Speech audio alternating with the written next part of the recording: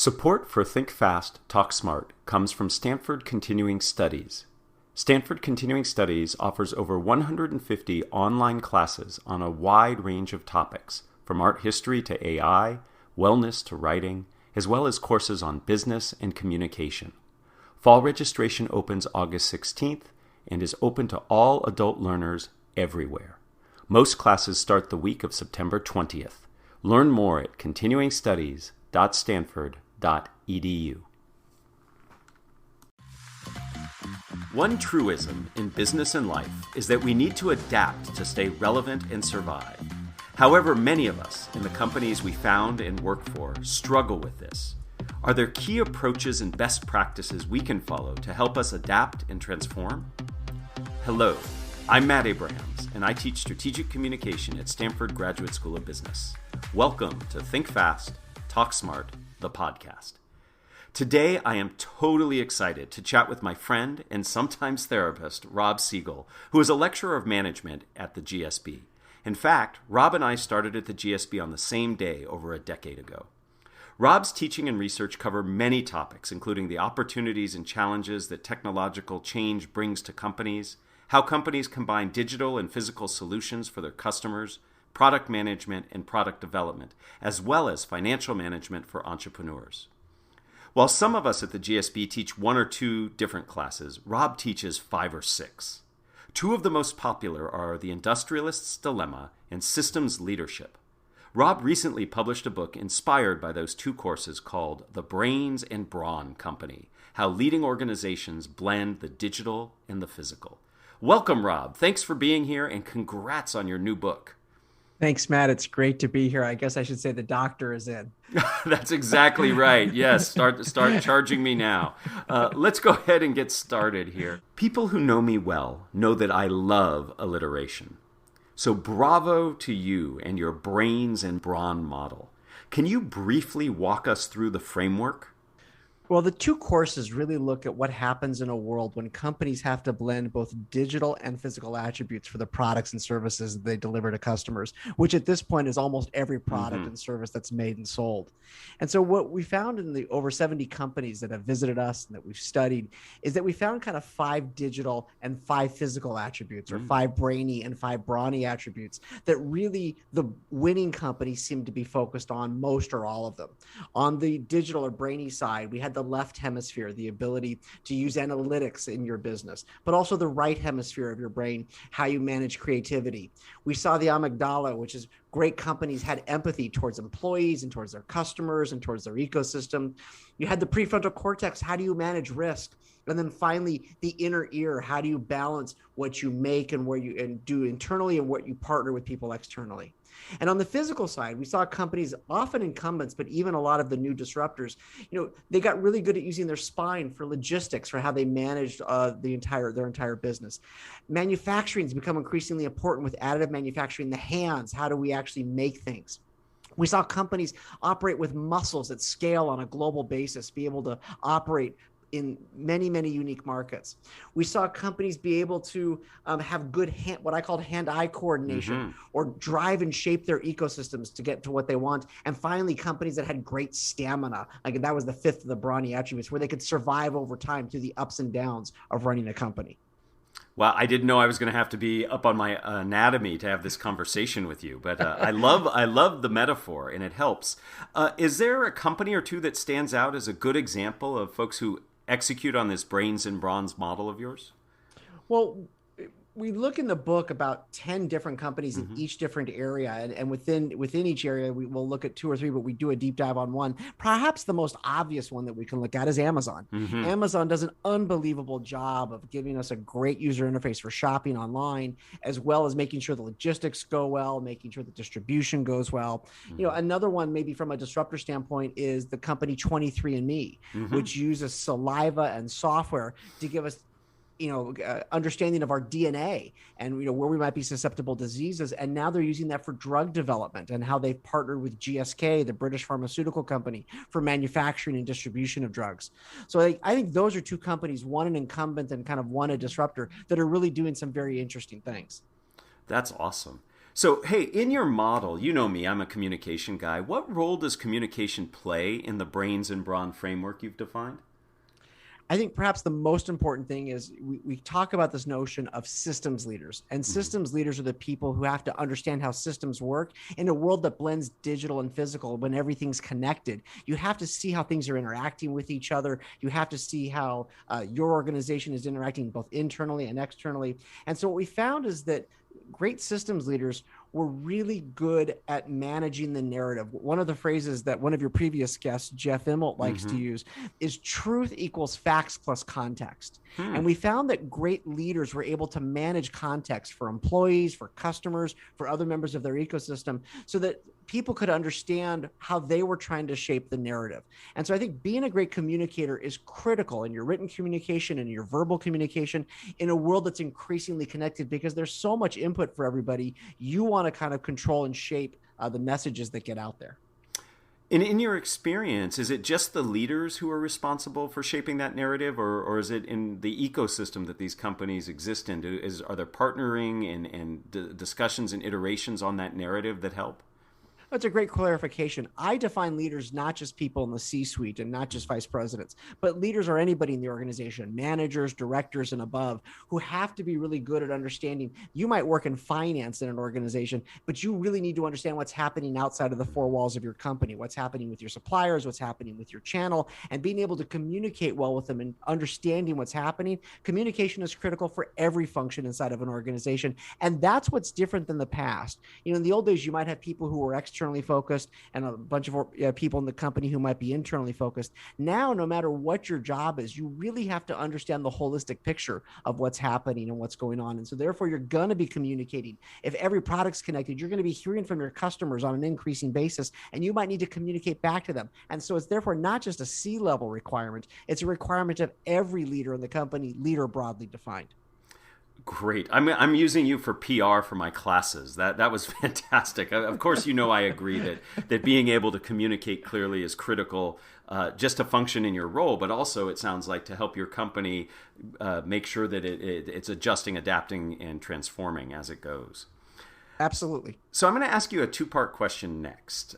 If you were advising leaders and employees at an established large company confronting the need to adapt and transform, what would be a couple bits of advice that you would give? I think the first is understanding that which made the company great in the past. What are those successful things? And are those things that are necessary in the future to be competitive? And if not, are you up to speed on how new technologies and new capabilities are changing what's required to be competitive in the market? So for example, if you come from a manufacturing company, you might not necessarily understand all of the issues around what we sometimes refer to as the 4A's: artificial intelligence, additive manufacturing, analytics, and automation. And I would argue that every leader in an established company needs to be on the forefront of understanding how new technologies are going to impact all functions. So like in my product management class, we have a whole discussion about how artificial intelligence is shaping how product management is done. And I'd say the next thing is, for somebody inside of a company, one of the questions Katrina Lake from Stitch Fix taught us was, she asks herself and her team every 2 years, if you were hiring yourself for your job today, would you pick yourself and your resume? And that's a very scary comment sometimes. You kind of have to sit back and say, oh my goodness, right? Am I the best person for my job? And if not, what are you going to do to upgrade your skills or upgrade your capabilities so that you are the best person for the job? And so, sometimes we're rewarded for how we grow and scale a company, and that's what worked in the past. Now we've got to be thinking, not only do we have to continue to deliver on those things, but how do we make sure we stay current in what's needed and required going forward for serving customers? Wow. I think all of us could benefit by thinking about, are we relevant? Are we developing the skills that we need to take things forward? That certainly is a motivation and an excellent way of doing some reflection. A key theme across many of our podcast episodes has been to take time to reflect as to where you've been, where you are, and what you need to change and adjust to move forward. So thank you for echoing that. Now, allow me to ask the same question, but this time, what advice would you give for a smaller, newer company around what leaders and employees could do to adapt and transform? I would say learn from companies that have come before you without condescension.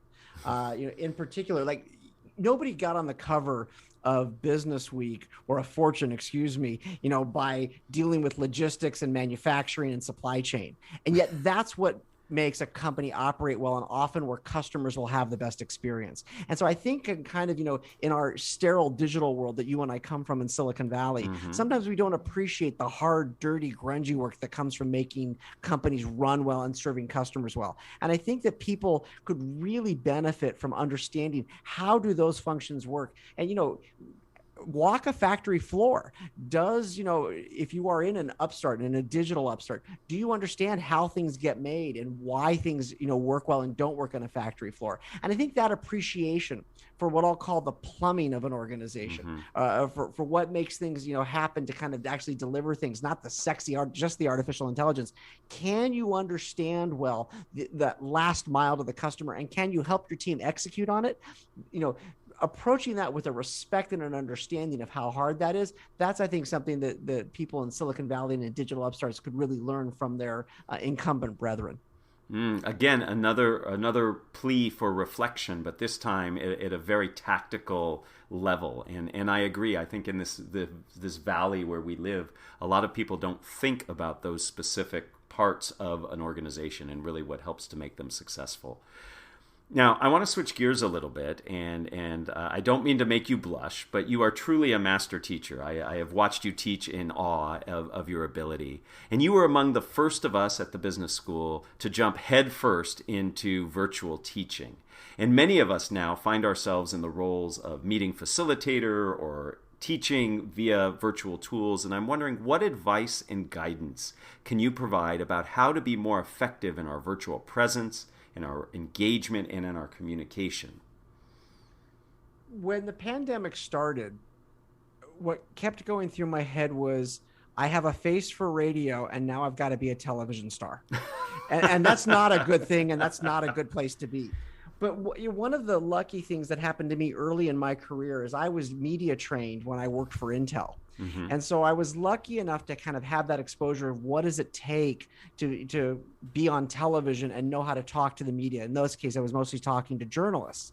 But so teaching became the same way. So I tried to create an environment in my home office that felt a little bit like a television studio and a little bit like what it was like in front of the classroom. So I made sure that I could be standing up, that I could almost be pacing a little bit. I got a high resolution camera with a slightly wider angle. I got studio lighting. I decorated my office behind me with Stanford gear, took down pictures of my grandparents and my children and my wife, and put up, Stanford banners and a picture of the Oval. But tried to basically think like it was television. And when you think like it's television, you don't try to just recreate what you did in the classroom. You're trying to think about, how do you call on people? How do you make it interactive? How do you think of them like a studio audience and create that back and forth?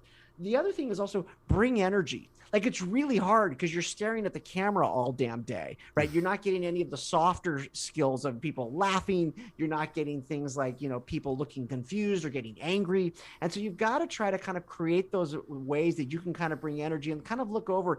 Sometimes you'll sneak a look at one of your screens and like you crack a joke as, are people smiling? Right. Do you get kind of the ha-ha, that's a funny dad joke, right? Or it's a really bad dad joke. Do they roll their eyes the way your kids are supposed to roll your eyes at you? So I think it's that notion of trying to fit into the medium and fit into that context of the medium, but also trying to bring some energy and bring some fun. And it is hard to do, right? Like, I will often drink a couple of cups of coffee before I start teaching, just to kind of put myself in that mindset of, I've got to bring energy, because if I'm not feeling energy, I guarantee you the students aren't feeling energy.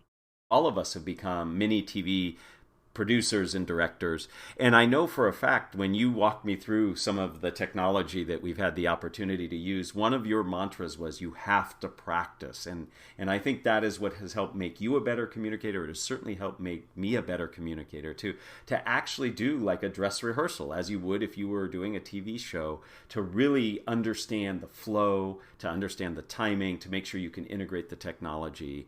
And that notion of energy and a little caffeine to help doesn't hurt. I like to do some quick exercise before I do a big lecture, just to get my energy up. The problem is, unlike drinking caffeine, I always start sweating. But the point is, you want to have some energy. So that's great advice. That's great advice. I want to talk specifically about your Industrialist's Dilemma class because it is super popular among our students. And for those who don't have the opportunity to take the class, I'm wondering if you can share what your goal is for the class, along with one or two key takeaways that can help all of us derive value. And if one of the things you mentioned happens to have communication in it, I'll give you extra credit. Because I need the extra credit. Yes. My grades are really bad. Trust me, I was not a good student. So the Industrialist Dilemma looked specifically at, in a world that blends physical and digital, how do you change how you develop products and how do you change how you organize the company? And in changing products, like a lot of the things that we used to do, well, even when I ran my division of GE, how you thought about, how you ran QA, how you were, Six Sigma and efficiencies, about how you made sure that you were, decisions were made hierarchically, and how you had to flip that on its head. There were times you need to be agile. There were times that you would want to, push decision-making authority down to the people closest to the customer. How instead of using intuition to make decisions, you would have to actually use data. And so the class explores how incumbents are changing and adapting and bringing in some of the new capabilities and technologies into their business. And by the same token, also how disruptors were not only bringing new ways of doing things, but also learning from, some of the best practices from incumbents who had been around a long time. And we looked at industries, from healthcare to financial services to mobility. Really, there's not an industry not being disrupted, retail, et cetera. And I think the key takeaway from the class is that one of the key takeaways was, incumbents are not doomed and disruptors are not ordained. That really leadership has the ability to, whether you're in an existing organization that's been around for a long time or you're in one of these upstarts, you have the ability to drive leadership and change into your organization and be successful. And that leaders can have a big impact on it, but you're going to have to adapt to the best of both worlds. And I would say that from a communication standpoint, one of the things that we saw great leaders, and these leaders, CEOs on down, was they had what was called a product manager mindset. And a great product manager understands customers, understands how to make a product, and understands how to work with sales to separate customers from their money. And I think a great, product manager's mindset is one of the things you have to do is you have to be a great storyteller. Like you have to own your narrative. And I think one of the best people I ever saw in that was Brian Cornell, the CEO of Target. And what Brian did that I thought was always so spectacular is he talked about Target's message. He talked about what Target was trying to do and how Target was trying to transform. And then he always asked the students questions about, what was their Target experience like? Where did it work and where did it not work? And he was genuinely interested in what they had to say. And so it was not just that he communicated well, but he listened well, and then, would kind of say back what he heard from them. And he seemed genuinely interested in caring what these students, what their experience was like in Target. So Brian was one of the best at it. And he really had what I would say was a great product manager's mindset. And he was a great storyteller. So again, this notion of being able to craft a narrative and own a narrative comes through loud and clear. And I really appreciate the fact that you highlight that communication we tend to think is what we say, but listening is as important, if not in many cases more important, in the communication dynamic. And to remind us of that is a great gift. And we all have to remember that we have to listen to better understand what's needed of us and how we can best help and hone our messages. So thank you for that. I'd like to ask you the same 3 questions I ask everyone who joins me. Are you up for that? Absolutely. All right. If you were to capture the best communication advice you had ever received as a 5 to 7 word presentation slide title, what would it be? Use the pyramid strategy of communication. Aha. Okay. You get to teach in a very short amount of time the pyramid principle. Give answer first, especially when you're dealing with more senior people in your organization. Give them the answer, be succinct. And if the person to whom you're talking to wants more information, let them pull you down and then you can give more and more information. But when someone asks you the time, don't tell them how to make a clock. There you go. That's one of my favorite sayings. Excellent. Very good. Who is a communicator that you admire and why? I'm going to date myself here. I think my favorite communicator was Ronald Reagan. And Reagan, what I always loved about Reagan is he had the ability to inspire. Mm-hmm. He would talk about ideas that he thought were timeless. And he had the ability not only to use humor and to tell stories, but to get all of us to appeal to our better angels. And as I look at politicians and the like, and so much of it, especially in the discourse today, it seems so harsh and it seems so divisive. And if you go back and look at some of Reagan's speeches, even people who didn't agree with, his philosophies, he was just an amazing communicator. And you always kind of felt like he was trying to take us to a better place. Even if you disagreed with his point of view, you never doubted his sincerity and his desire to try to have a positive impact. Clearly a good somebody who was an excellent communicator. In fact, the Great Communicator, as he was known, and it was a blending of empathy, authenticity, and focus, I think. Mm-hmm. What are the first three ingredients that go into a successful communication recipe? I would say number one, a clear takeaway, like get your message out concisely. Number two, showing general interest and enthusiasm for your topic. And you can't just be on autopilot. And finally, if you can provide insights that are not obvious, if people can walk away thinking, oh, I learned something, or that made me think, that will actually keep people wanting to come back for more. Absolutely. And you have provided us with many aha moments. And thank you, Rob, so much. Certainly you did not disappoint. You provided us with very specific, relevant guidance and advice. And I just wish that you could have had a little more energy and passion behind what you're saying. I just wish it were there. And I truly wish you good luck on the launch of your book, The Brains and Brawn Company, How Leading Organizations Blend the Digital and the Physical. I have read it and know that our listeners will take away many useful, actionable insights. Thanks so much, Rob, for spending time with me. Thanks, Matt. It's great to be here, and I really love the podcast. Thank you for having me. Thank you for listening to Think Fast, Talk Smart, the podcast, a production of Stanford Graduate School of Business. To learn more, go to gsb.stanford.edu. Please download other episodes wherever you find your podcasts. Hi, Matt Abrahams here. Before we get started, I invite you to explore on-demand online courses from Stanford Graduate School of Business. These classes offer same-day access to self-paced content on a variety of topics relevant to your business challenges and context, including one offered by today's guest, Stefanos Zenios, entitled Disrupt Your Business. Visit http://stanfordondemand.com to register today.